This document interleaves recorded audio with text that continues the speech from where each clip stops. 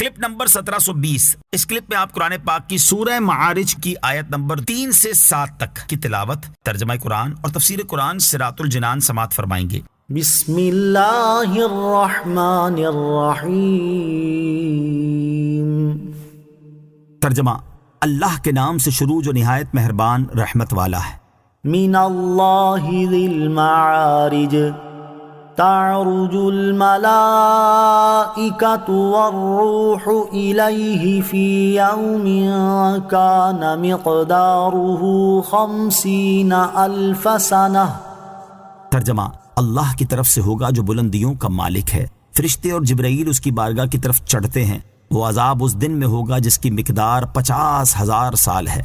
من اللہ، اللہ کی طرف سے، یعنی کافروں پر وہ عذاب اس اللہ تعالیٰ کی طرف سے واقع ہوگا جو 7 آسمانوں کا مالک ہے۔ تعرج الملائکۃ والروح الیہ، فرشتے اور جبریل اس کی بارگاہ کی طرف چڑھتے ہیں، یعنی فرشتے اور حضرت جبرائیل علیہ السلام قرب کے اس مقام کی طرف چڑھتے ہیں جو آسمان میں اللہ تعالیٰ کے احکامات نازل ہونے کی جگہ ہے، اور عالم میں تصرف کرنے والے فرشتے وہاں سے احکامات وصول کرتے ہیں۔ یہاں حضرت جبرائیل علیہ السلام کے شرف اور اعلیٰ مقام کی وجہ سے بطور خاص ان کا ذکر کیا گیا، اگرچہ وہ جملہ فرشتوں میں داخل ہیں۔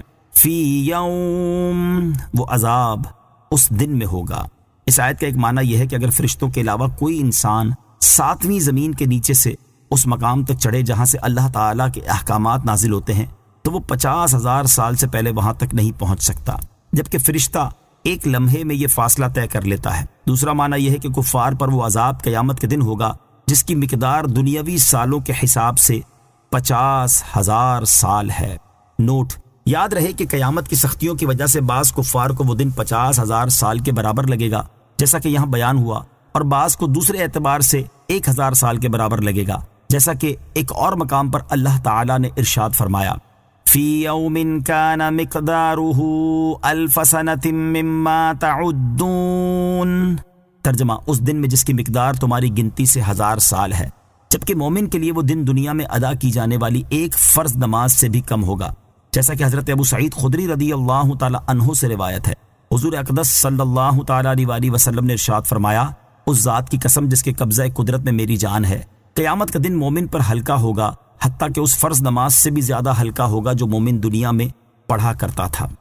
فاصبر صبرا جمیلا انہم یرونہ بعیدا ونراہ قریبا۔ ترجمہ: تو تم اچھی طرح صبر کرو، بے شک وہ اسے دور سمجھ رہے ہیں اور ہم اسے قریب دیکھ رہے ہیں۔ فاصبر صبرا جمیلا، تو تم اچھی طرح صبر کرو۔